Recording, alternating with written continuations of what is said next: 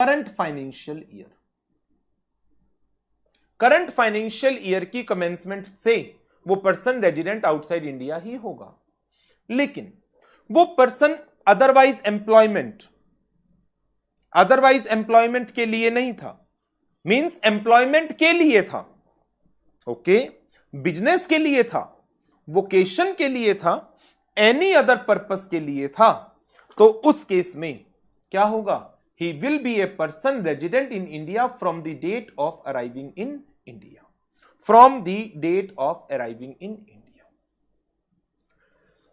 तो मैं आपको एक काम करता हूं, इसका भी जो ये वाला पार्ट है ना, इसको भी मैं यहां पर आपको ब्रीफ में नोट डाउन करा देता हूं।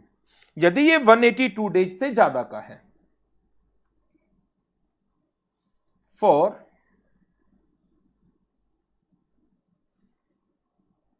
Current year individual will be resident in India in general rule तो हो गया ये, दो एक्सेप्शन आ गई। Exception number 1, if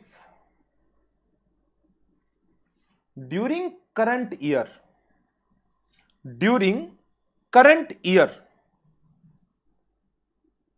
individual is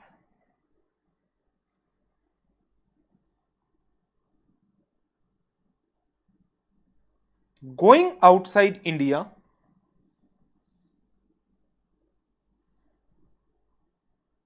or stay outside India for, यही तीनों बातें स्मॉल में लिख दूं, employment, E stands for employment, B stands for business और वोकेशन, और other purpose,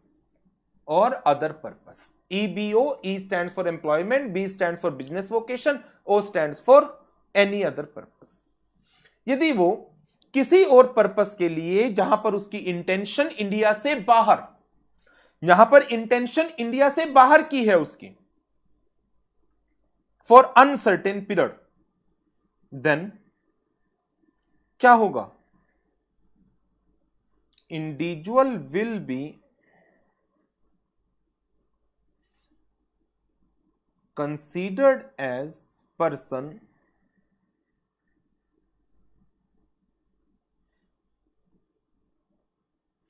resident outside India from date of departure,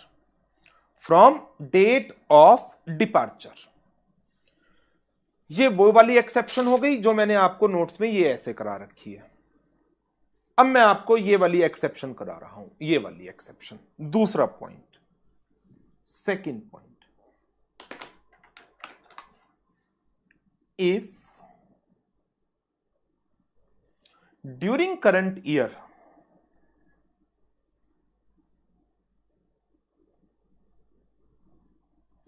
individual is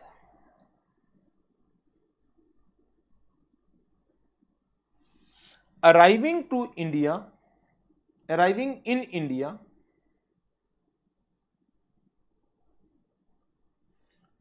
or stay in India during the current year for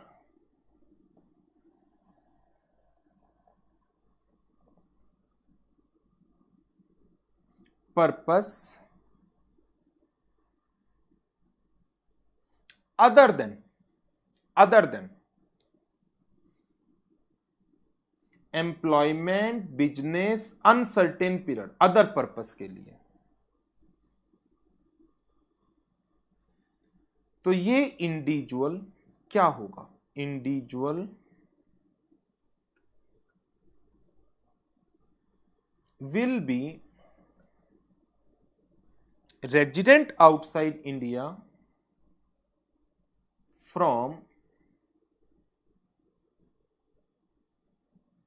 date of commencement of current financial year.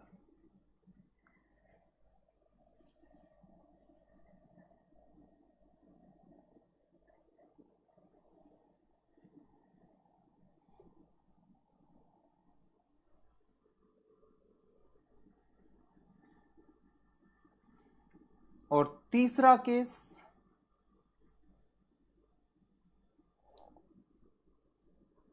if during current year individual is arriving in India or stay in India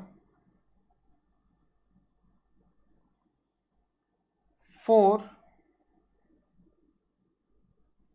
employment, business vocation और other purpose. अब मैंने यहां तो लिखा for purpose other than, यहां पे मैंने लिखा इन्हीं के लिए आ रहा है, तो क्या होगा?